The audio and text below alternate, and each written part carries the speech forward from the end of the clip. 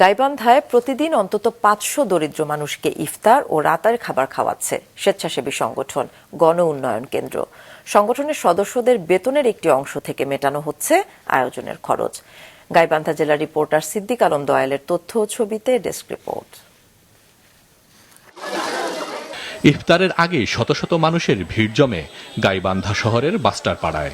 প্রতিদিন সন্ধ্যায় রাস্তার পাশে বিশাল প্যান্ডেলের নিচে চলে ইফতারের জমজমাট আয়োজন।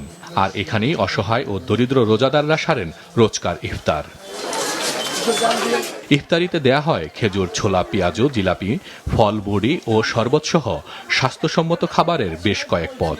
আর রাতের খাবারের পাতে ভাতের সাথে থাকে ডাল, সবজি ও মাছ। দেয়া হয় বিরিয়ানি অথবা পোলাও। পেট পুড়ে পুষ্টিকর খাবার খেয়ে খুশি নিম্ন আয়ের এই মানুষেরাও।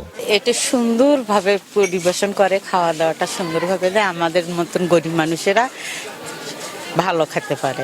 জিলেবি আছে, পোলাও আছে, তারপর রোস্ট আছে।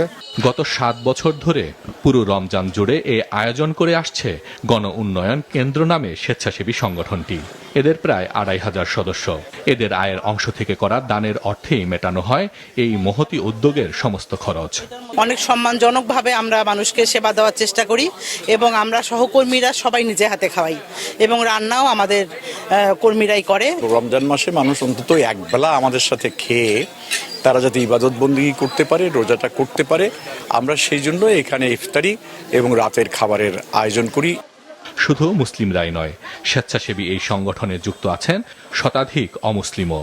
মানবতার স্বার্থে ইফতার ও রাতের খাবারের জন্য নিজেদের উপার্জনের একটি অংশ অবলীলায় দান করছেন তারাও। মাছরাঙা নিউজ ডেস্ক।